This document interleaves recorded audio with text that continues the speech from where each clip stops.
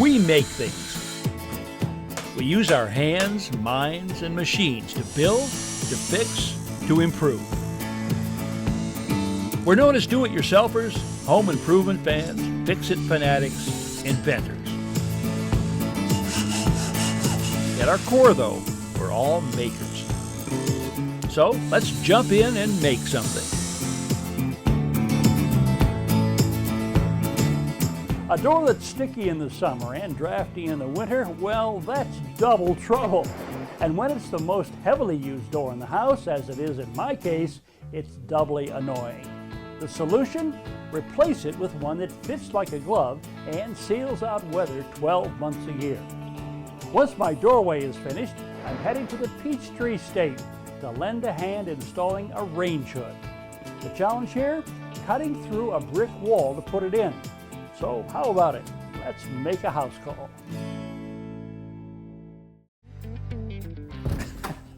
Well, our old kitchen door has served us well, but it is a wooden door, and that means that in the summertime when the humidity rises, it swells or expands and can be kind of difficult to open. On the wintertime, it shrinks or gets smaller, and that has created drafts around the edge of the door. So what I'm going to do is replace it with a new state-of-the-art insulated door. And I think the new door is going to work well enough so I may be able to eliminate my storm door.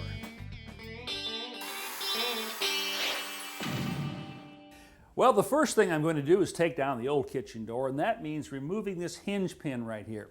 Now, I'll admit, in the past, I have used a screwdriver to do that by putting the tip right up here and hammering on the end. But you know what? A screwdriver is not a striking tool, and using it that way can really damage it. So, I'm going to use this instead.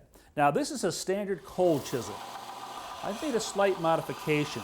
On a belt sander, I've kind of ground it a little bit right here. So that instead of having a blunt edge like this, it's got a rather sharp edge.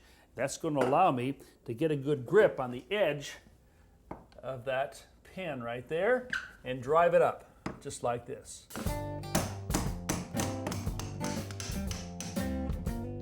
I remove the remaining pins and lift off the door. Cutting through the caulk around the edge of the casing and at the joints will let me pry off the trim without damaging either the wood or the wall.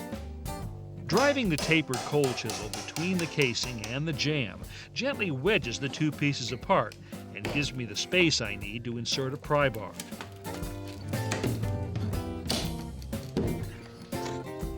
Outside, I remove the screws that hold the storm door in place, then lift it off.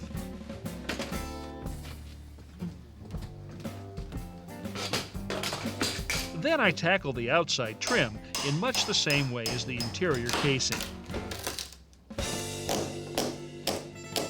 Now the casing is off both on the outside and on the inside, and the only thing that's holding this frame in place right now are some nails, probably 3 or 4 on each side.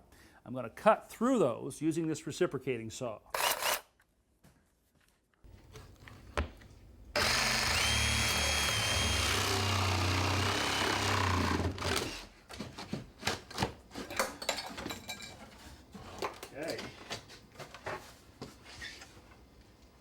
Goodbye, old door frame. A replacement door like the one I'm putting in here shouldn't require too many changes to the opening, but I am going to have to make a couple of modifications. One is I'm going to have to cut back the flooring about a ½ an inch here because the threshold on the door that I'm putting in is slightly wider than the door that I took out. So I'll do that using a circular saw. I've set my blade depth just to cut through the material I want to remove here.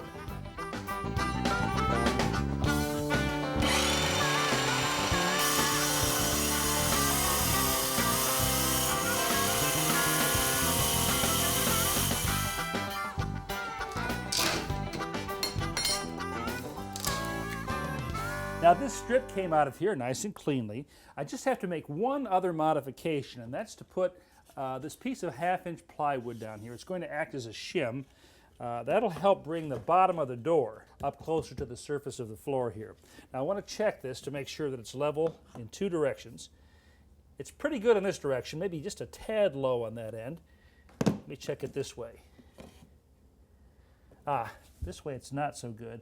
it's kind of tipping toward the outside. So what I'm going to have to do here is put some shims in, starting down at this end. Let's try that. Okay. Pretty good. I place shims every 6 or 8 inches and nail them in place. Then trim off the excess with a Japanese handsaw. Next, I put adhesive-backed aluminum tape on top of the sill to act as a moisture barrier. Then install a new piece of wood trim. The new door I'm putting in is made of composite fiberglass with a polystyrene core that will insulate against summer heat and winter cold up to 5 times better than a standard wood door, helping to keep the house comfortable year-round. To ensure a watertight seal around the edges, I apply sealant to the door sill and to the nailing flange on the door frame. Now, the whole idea here is just to tip this up into the opening so that sealant I put on the bottom doesn't get smeared around.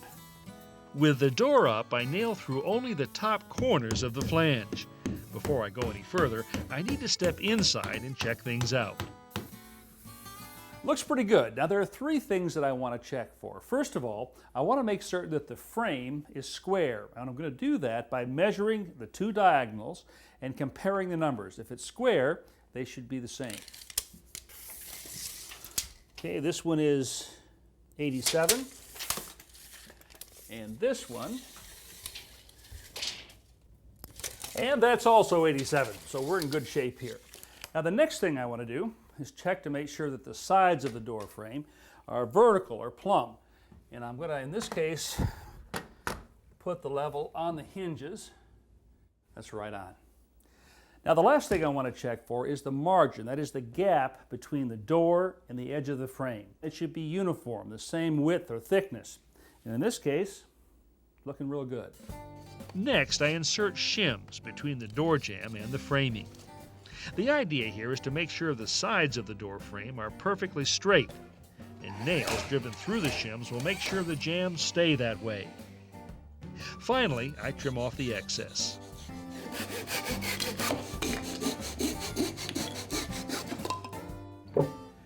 Well, I've checked the measurements on the inside. Everything was square and plumb, and we've installed our shims. Now I can go ahead and finish nailing off this flange.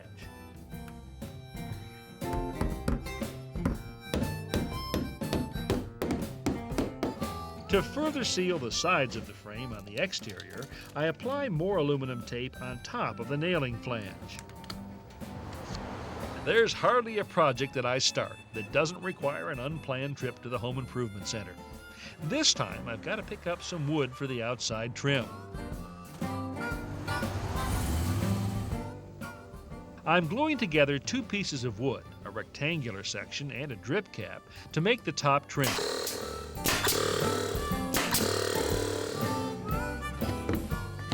The drip cap will divert water away from the door opening and prevent moisture from getting inside the frame. Just as I finish nailing, I hear a tiny voice behind me. What is it, honey? You want to go bike riding? Here, let me put your helmet on. Okay, I'll have to take a little break here, okay? Here, put your helmet on.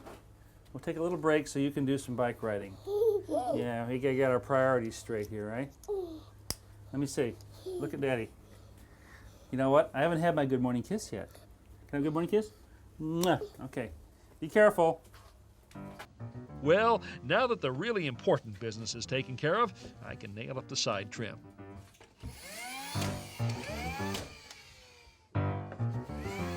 The final thing to do out here is to apply sealant around the edges and tool off the excess with my finger. Well, except for a bit of paint, that finishes up things here on the outside. I'm going to step inside now and start on the casing. I insert some fiberglass insulation around the frame, then it's time to put up the trim. Now the original came off in good shape, so I'm going to reuse it.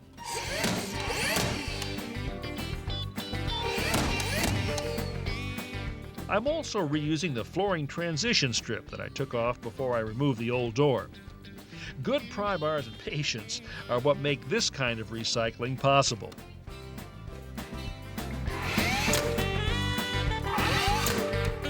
One of the beauties of a good quality pre-hung door like this is that the hardware borings and mortises are already done. All I have to do is slip the lock set parts into place.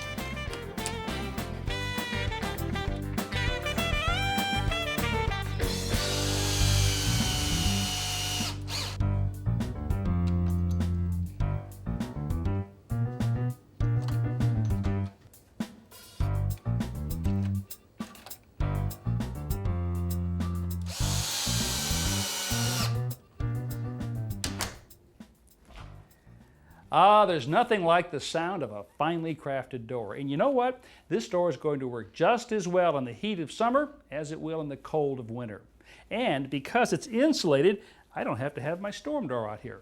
I'd say I've got the best of both worlds.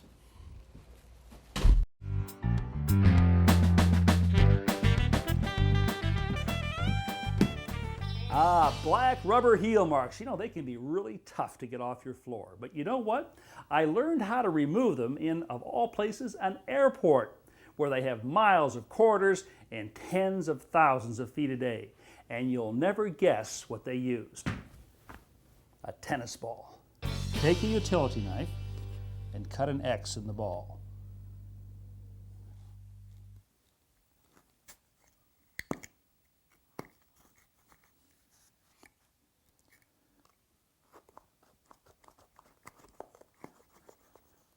Then take a broomstick, push the tennis ball on the end, and you have got a black mark eraser extraordinaire.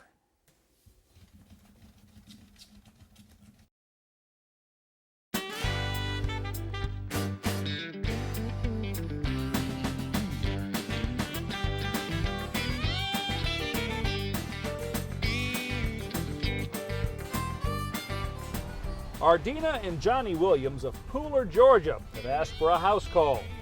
They want to install a kitchen exhaust fan, and I'm going to see if I can help them out. So I understand we got a kitchen project today. Yes. We need an oven hood vent installed. Okay, let's go and take a look around. Is there one there now? No, No. there's nothing. Okay. This is where it needs to go. You don't even have one. You've never had one. No, never, not since we Okay. moved in. And why do you want one now, have you decided? Well, every time we turn on the stove in any way, it sets off our heat and smoke detector on the okay. other side of the doorway. Now, have you purchased the unit yet? Yes, Yes. we have it out in the garage. Okay, would you mind bringing it in? I just want to check a couple of Okay. things. Yes. Okay. You need two things to install a range hood: electricity, which we have right here, and a way to direct the exhaust. Now, we could go up with the exhaust through the cabinets, but in this case, you'd see the exhaust pipe right here. So instead, we're going to go through the wall, which means we not only have to go through this wall board right here, but also through the brick wall on the outside of the house. See how well. Johnny and Ardina start by checking to make sure there's enough space between the I think cabinets. that'll work.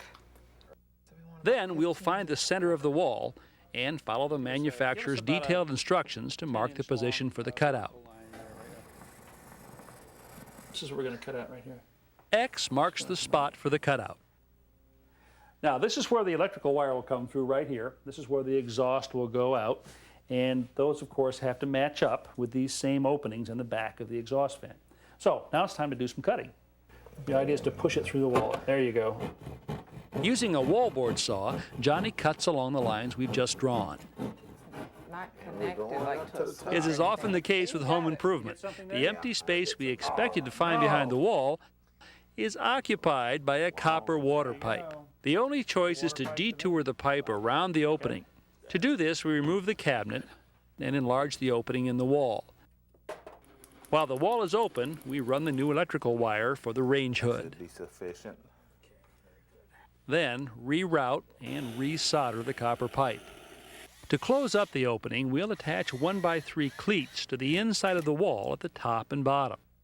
Secure the new wall board to these cleats, and then patch the seams with joint tape and compound. Well, that was quite a detour, wasn't it? But we have gotten that pipe out of the way, and right now we're looking at the back side of the exterior brick wall.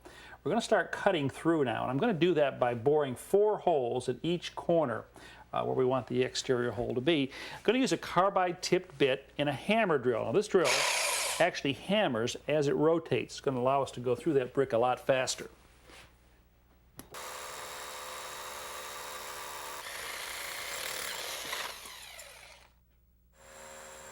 Johnny and I share the drilling duty, and before long, we have the corner holes bored out. Oh, don't slap me. You okay? Yeah.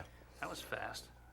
From the outside, we drill a series of holes between the corners to perforate the opening. Then, using a hammer and chisel, we remove the loose brick and mortar. We're going to start our actual installation here on the outside by putting in this wall cap. This is where the exhaust air will actually exit the building.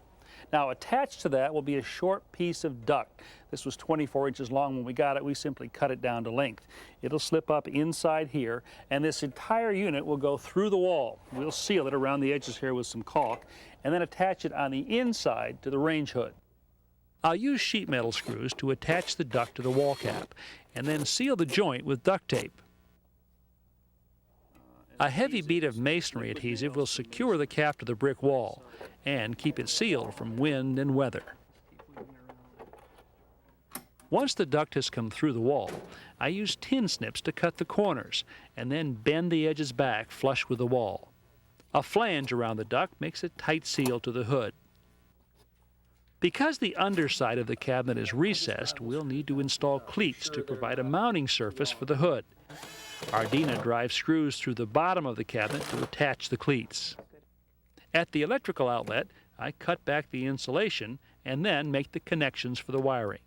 Finally, we install 4 mounting screws to the cleats, driving them only halfway in so that we can slip the slotted mounting holes over the heads.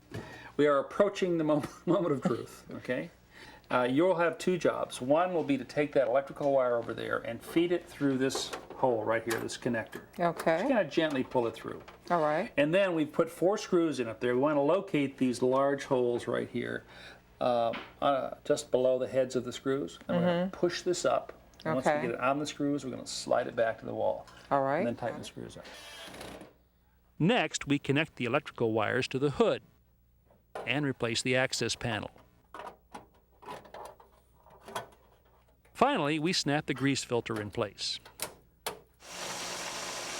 Well, they're cooking away, and I don't hear any smoke alarm. Yeah, we've got good ventilation now. Well, I guess we solved that problem. Yes, and I really appreciate your coming to help us out with it. You're very welcome. And the other problem, the one we found inside the wall. We're glad we didn't have to deal with it alone. You could have handled it. Johnny, pleasure working with you. The smell of those burgers brought the kids That's running. a great idea. Let's eat. To view today's projects again, visit ronhazelton.com. Step-by-step home improvement tips when you need them. Let Ron show you how to do it yourself.